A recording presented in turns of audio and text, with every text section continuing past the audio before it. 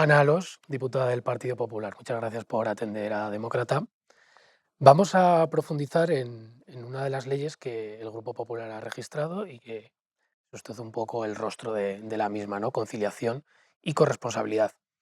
Pero antes de entrar un poco en la técnica y el detalle, le quiero preguntar por si ha mantenido reuniones, ya no solo con la sociedad civil o asociaciones, sino también con grupos parlamentarios, porque al final la idea es que prospere y pueda ser la base sobre la que generar nuevos derechos. Bueno, en primer lugar, buenos días y muchas gracias por esta entrevista que nos da la oportunidad de poder explicar efectivamente una ley que consideramos que es la más ambiciosa de la democracia en ámbitos de conciliación y que tiene como objetivo mejorar la vida de, bueno, pues de los ciudadanos. Y nosotros este trabajo viene desde el año pasado, cuando a mí el presidente del Partido Popular, Alberto Núñez Feijóo, me nombra vicesecretaria de Igualdad, Conciliación y Política Social. Bueno, pues tenía todas las intenciones claras de hacia dónde quería que mi trabajo se encaminara casi desde el primer minuto. Y eso hicimos, empezamos a trabajar con la sociedad civil, empezamos a trabajar con las entidades, familias numerosas, familias monoparentales, con entidades que trabajan en el diagnóstico, en la evolución y el análisis de la conciliación en nuestro país. Y a raíz de todo eso, y bueno, pues con el trabajo que también nosotros hemos ido haciendo con estas comunidades autónomas, viendo cada una de ellas lo que está haciendo, empezamos a trabajar ya, empezamos por un plan, pensando que, bueno, pues con una serie de medidas, pero finalmente se decidió por parte de la dirección del propio presidente que lo que íbamos a presentar era una ley, una proposición de ley con el objeto de llevar a cabo y tener esa proposición ya puesta encima de la mesa para su debate en el Congreso y a poder ser para su aprobación. Es verdad que lo que hemos hecho es, una vez recogido todo eso, elaborada la ley, la hemos registrado para que todo el mundo pueda conocerla. De hecho, bueno, pues a lo largo del mes de septiembre hemos ido avanzando las medidas que contenía esa proposición de ley con el objetivo de que una vez registrada en los grupos puedan analizarla, podamos empezar a hablar con ellos para ver si habría opciones para poderla sacar adelante. Pero es verdad que esta pasada semana, el martes, la calificó la mesa y ahora hay 40 días para que el Gobierno pueda plantear si propone un veto sobre la misma. Esperamos que no, pero bueno, todavía hasta que esos 40 días, ese plazo no transcurra, no podemos garantizar que pueda ser sometida a debate. Es que, claro, al final la proposición de ley está un poco pendiente de la conformidad del Gobierno. Vuestra iniciativa plantea una serie de ayudas fiscales a familias, sobre todo a familias especiales, que esto impactaría en las cuentas del Estado. ¿Cómo crees que eso lo va a tomar el gobierno? ¿O esperáis que haya ese veto o habéis hecho un trabajo previo de cuál es el impacto tanto de gastos como de ingresos? Sí, efectivamente, pues como decía, es una ley muy ambiciosa y también es una ley ambiciosa en términos económicos porque efectivamente tiene implicaciones fiscales, tiene implicaciones de gasto de financiación a comunidades autónomas para determinadas medidas. Entonces nosotros lo que hemos establecido dentro de la ley es que toda aquella medida que va incorporada en la proposición de ley que tiene efectos económicos, bueno, pues esos efectos económicos se implanten a partir del próximo presupuesto. De esa forma, con esa cláusula, de alguna forma salvaguarda que el veto que podría poner el Gobierno por la implicación de esta ley en los presupuestos en vigor, Ujú, pues ya no se produzca y de esa forma no haya justificación, por lo menos en el ámbito económico, para poder vetar esa proposición de ley. ujú. Y una preguntita un poco antes de entrar en el detalle, porque al final la actualidad manda. Esta misma semana el presidente del gobierno ha anunciado el desbloqueo de la ley de familias. No sé si le ha pillado un poco a contrapié o incluso si ustedes creen que puede haber un punto intermedio, un punto común, porque al final la ley de familias, el proyecto de ley de familias del gobierno sí que incluye también algunos de los permisos. Bueno, vamos a ver, nosotros primero estamos acostumbrados ya a los anuncios del presidente del Gobierno que luego se quedan en papel mojado, porque la ley de familias ya se presentó en la legislatura anterior, se quedó sin aprobar porque se adelantaron las elecciones, se hizo la parte de los permisos y todo lo que tenía de verdad contenido de esa ley, porque era contenido de una Ujú. directiva europea, se traspuso a través de un Real Decreto Ley el año pasado y en estos momentos la ley que se volvió a presentar de nuevo en esta legislatura, la ley de familias, bueno, pues a nuestro juicio se queda en un cascarón, pero vacío de verdad de contenido y de medidas potentes que tengan de verdad que solucionen los problemas de conciliación de las familias. Se limita únicamente a etiquetar a las familias por quién las compone, va directamente contra las familias numerosas porque directamente las borra y suprime la ley que les protege, que lleva muchos años protegiendo a las familias numerosas, con lo cual Nosotros en ese sentido con la ley de familias que tiene registrada el gobierno no estamos de acuerdo. Ujú, Pero como digo, además de todo, es que esa ley que ya está registrada en el Congreso y que está en periodo de enmiendas desde hace meses, tiene un problema además con sus socios de gobierno, que es que tiene invasiones competenciales y por eso no sale, por eso no avanza. Y por eso el gobierno ahora dice que la va a sacar, que la va a de nuevo a desbloquear. revivir, pero veremos a ver qué dicen sus socios de gobierno. En todo caso, nosotros vamos a seguir adelante con nuestra proposición de ley, vamos a intentar sacarla adelante porque creemos que es una buena ley, que contiene medidas reales y además muy ambiciosas que van en la línea directamente de mejorar la conciliación y la corresponsabilidad del hombre y la mujer en el cuidado de la familia. Y, por ejemplo, ayer mismo el presidente en su intervención, cuando hacía este anuncio, bueno, se posicionaba en contra de una de las cuestiones que nosotros hemos planteado que nos parece importante, y es el hecho de que las 6 primeras semanas de los permisos de paternidad y maternidad se disfruten de forma simultánea, obligatoriamente, después del nacimiento, porque dice que eso va en contra de las mujeres. No, nosotros creemos que eso va a favor de la corresponsabilidad, Ujú, precisamente para que los permisos no se hagan de forma simultánea, que ahora es un 70% de los permisos de paternidad y maternidad se disfrutan de forma simultánea, con lo que, bueno, pues de alguna forma, y lo siento, pero esto es la realidad, la mujer cuida y el padre ayuda. Entonces, nosotros lo que queremos es que haya facilidades precisamente para que ese permiso pueda disfrutarse de forma consecutiva, porque hemos visto que al ser obligatorias esas 6 primeras semanas, nada más después del nacimiento, al padre le cuesta mucho volver al trabajo y luego volver a pedir el permiso ujú. paternal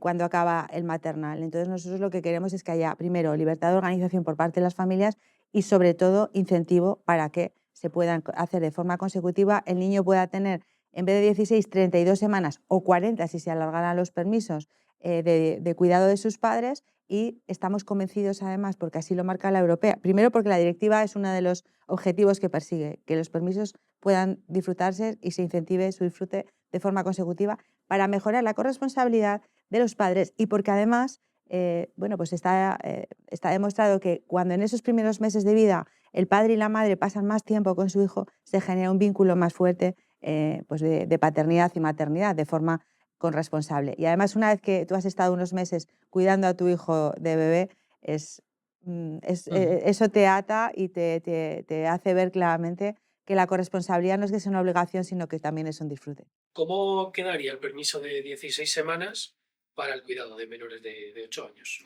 Bueno, en estos momentos el Gobierno de España, en la transposición de la directiva europea, que es la que obliga a ese permiso de 16 semanas para cada uno de los progenitores, de los cuales 8 semanas son intransferibles y además tienen que ser remunerados, bueno, pues no lo ha traspuesto tal como la directiva marca. En estos momentos lo que ha planteado el Gobierno de España, el Gobierno de Sánchez, ha sido un permiso de 8 semanas, un permiso parental para cuidado de hijos hasta 8 años, que es distinto del permiso de paternidad y maternidad, y que además debe ser remunerado, pero en estos momentos solo han traspuesto 8 semanas y además no han determinado la remuneración. Bueno, eso es lo que le decimos al Gobierno en nuestra proposición de ley, que en cuanto si nuestra proposición es aprobada y entre en vigor, que lo apruebe inmediatamente, que transponga de verdad los 16 semanas de permiso, no los 8 como ha hecho, y que además establecemos que esas 8 semanas que tienen que ser retribuidas, sean retribuidas por el Gobierno, lógicamente, y acordadas dentro del diálogo social en la cantidad en la que se vaya a remunerar. Esta propuesta lleva pues elevar hasta las 20 semanas las bajas por maternidad y paternidad, pero incluso habla de 26 semanas en caso de familias monoparentales. Y ustedes proponen una suerte de aplicación progresiva. ¿Tenéis algún calendario más concreto o hay que verlo? Una vez se apruebe la ley, hay que verlo también tanto con las empresas como con los trabajadores. Nosotros lo que hemos dicho es, estamos de acuerdo en que los permisos de paternidad y maternidad se vayan ampliando, porque bueno, es un debate que ya estaba encima de la mesa, algunas entidades nos lo habían trasladado y nosotros hemos planteado la propuesta de ampliación de permisos de paternidad y maternidad 16 a 20 semanas, pero dentro del diálogo social y de forma progresiva. ¿Por qué? Porque también tenemos que tener en cuenta que en nuestro país pues más del 90% del tejido empresarial son pymes y autónomos.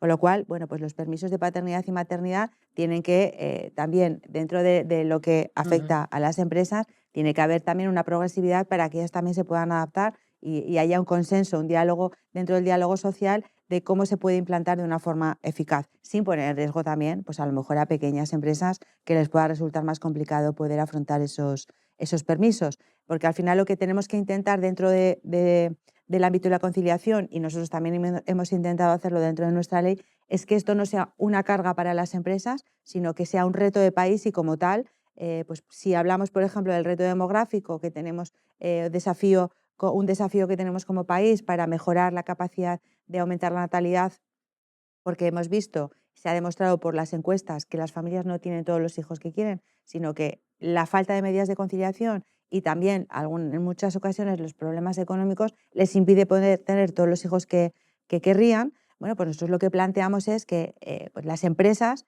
puedan, junto con los trabajadores, ver cómo adaptan, pero no a cargo, a costa de las empresas, porque al final, si lo que ponemos en riesgo son puestos de trabajo, pues tampoco serían medidas eficaces. Por eso creemos que la ampliación de los permisos tiene que ser dentro del diálogo social de forma progresiva y en los plazos en los que ellos establezcan. Hablabas ahora de un poco la implicación de la empresa y cómo podría impactar en la misma. Hay medidas que afectarían a la empresa dentro de la conciliación, aparte de los permisos, hablamos, por ejemplo, del horario flexible. ¿Mm? ¿Cómo funcionaría esto y en qué beneficiaría a las dos partes, tanto a trabajador como a empresa?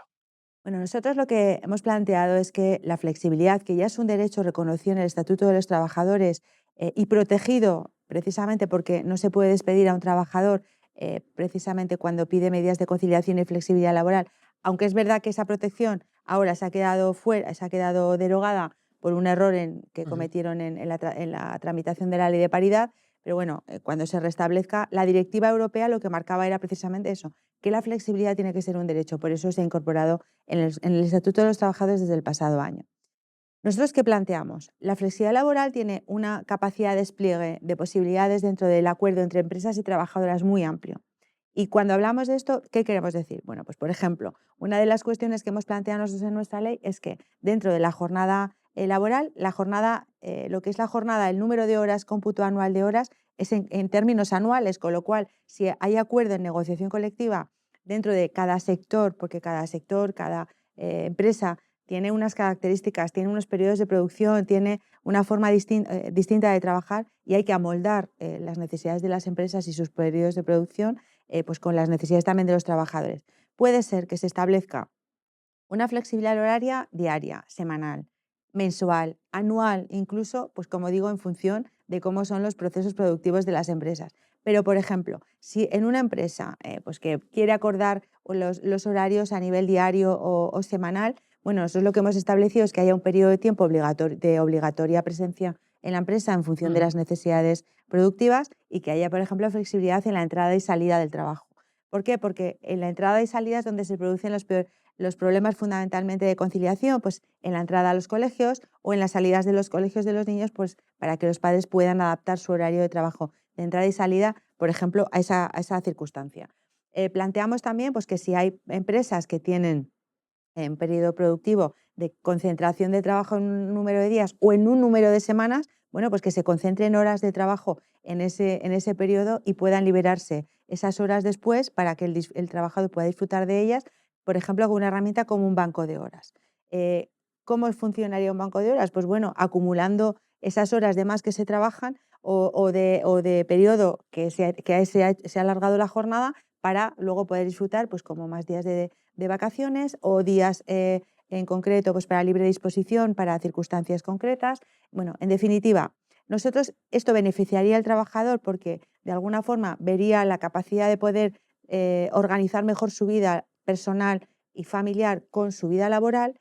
Esto favorecería precisamente también que las mujeres pudieran compatibilizar y los hombres dentro de esa corresponsabilidad el trabajo con el cuidado de hijos y no solo hijos, sino también mayores y que no sean las mujeres las que tengan que renunciar al trabajo, que es lo que está ocurriendo en estos momentos. El 86% de las excedencias por cuidado que se pide en nuestro país lo piden las mujeres frente al 16% que lo hacen los hombres.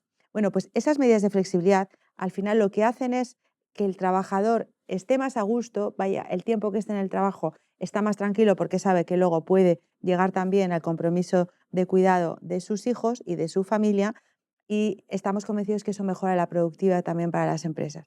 Con lo cual entendemos que utilizando el mecanismo de la flexibilidad desplegándolo en su máximo potencial, dejando que sean las empresas y los trabajadores los que, a través de esos Ujú. mecanismos, mejoren su capacidad de organización y mejoren, como consecuencia, también la productividad. Estamos seguros que con estas medidas mejoran las condiciones tanto para las empresas como para los trabajadores. Claro, hablaba del banco de horas. Al final también, ustedes en la iniciativa tienen una salvaguarda, algo que garantice que se está cumpliendo la normativa, pues, por ejemplo, de descanso entre días de trabajo. Esto en las grandes empresas, ustedes proponen, pues, que haya una persona responsable de los recursos humanos que sea la que garantice este cumplimiento. Pero, ¿cómo se puede garantizar en las pymes? ¿No cree que a lo mejor puede haber algún tipo de conflicto en pequeñas empresas de menos de 50 trabajadores? Bueno, vamos a ver, claro, las pymes son las que, y los autónomos que son las micropymes que tienen algún trabajador, son las que pueden tener más dificultades en esto. Pero por eso mismo creemos que lo que hay que hacer también es flexibilizar las condiciones laborales que en Ujú. estos momentos tienen las empresas para permitir que ese acuerdo entre trabajador y empresa sea eficaz.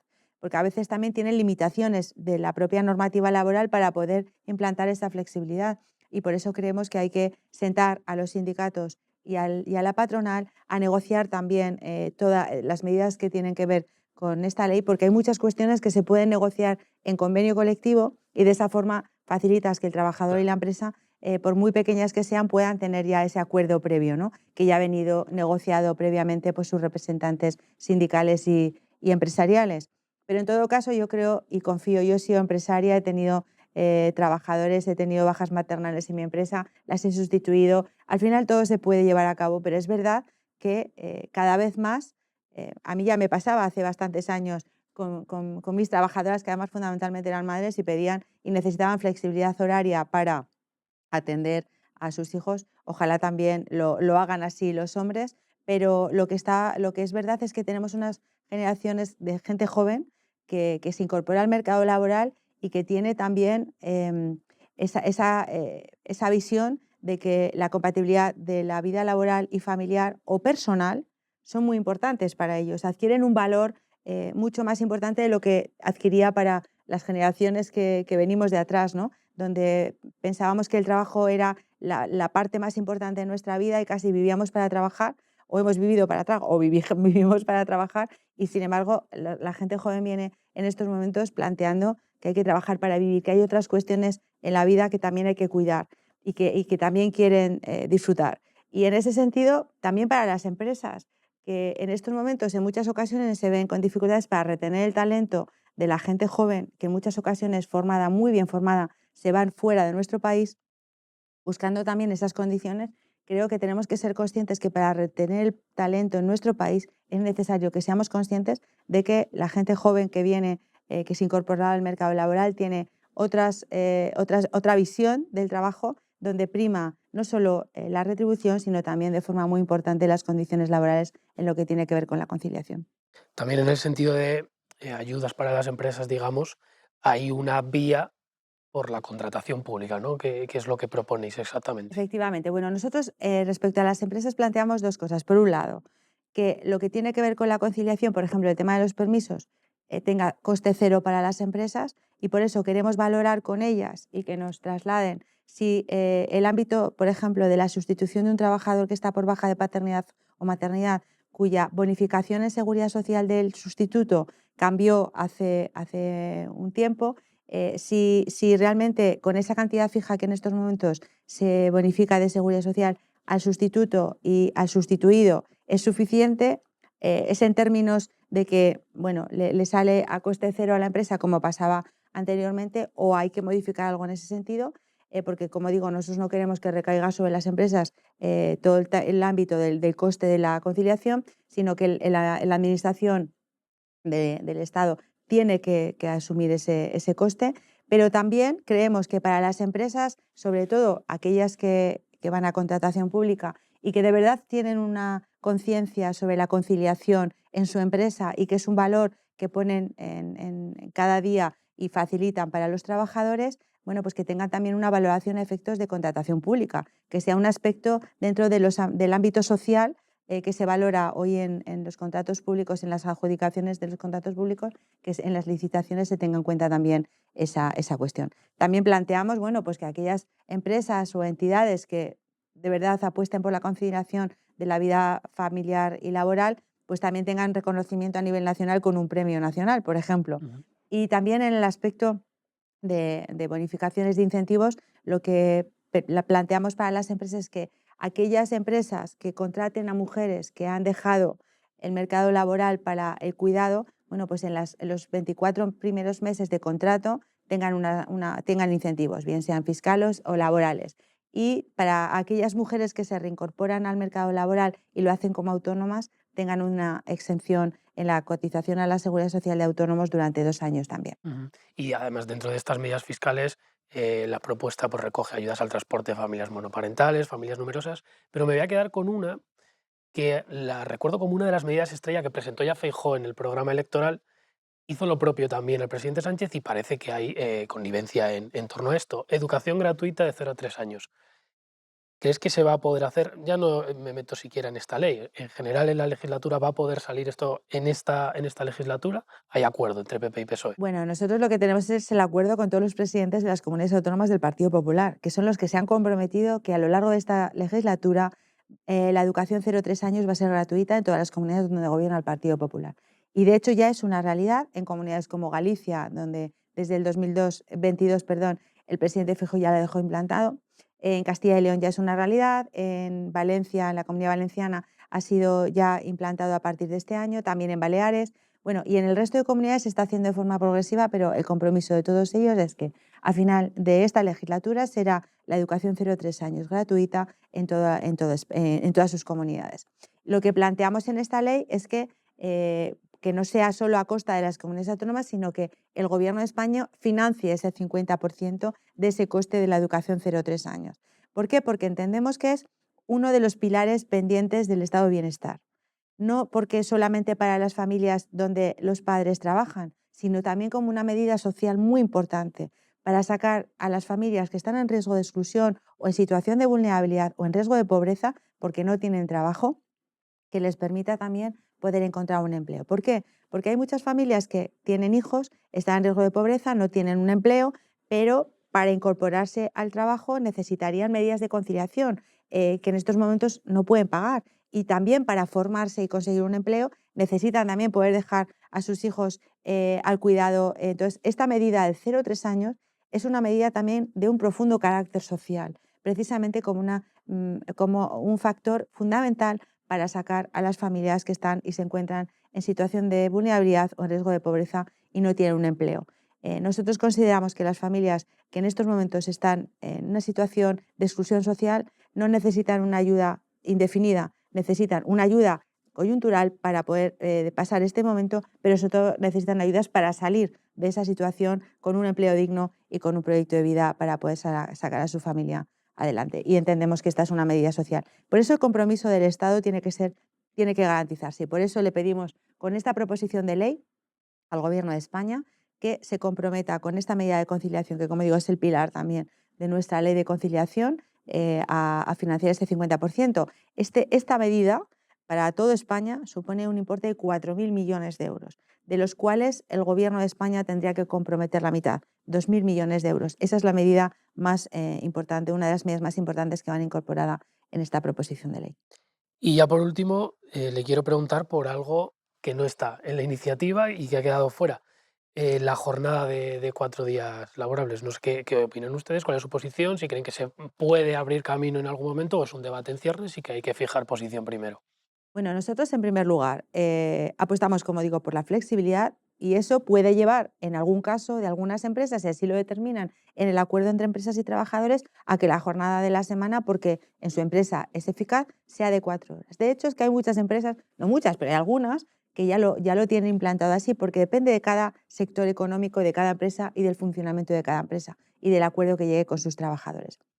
Nosotros lo que no queremos y no vamos a estar de acuerdo es en la imposición de una reducción de jornada laboral o de una jornada de 4 horas si no hay un acuerdo de empresas y trabajadores, si no hay un acuerdo en el diálogo social. ¿Por qué? Porque estamos poniendo en riesgo, si es por imposición, a las propias empresas y a los propios trabajadores y sus puestos de trabajo. porque en el ámbito laboral no se pueden imponer las medidas que cambian estructuralmente el funcionamiento de las empresas.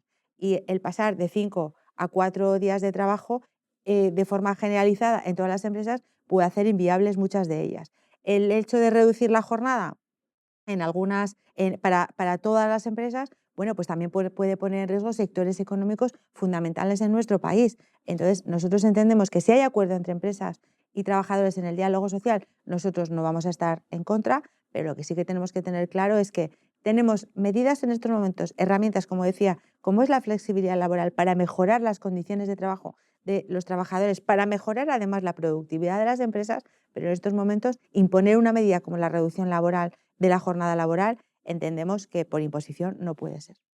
Ana Alós, diputada del Partido Popular, muchas gracias por atendernos. Muchas gracias a vosotros.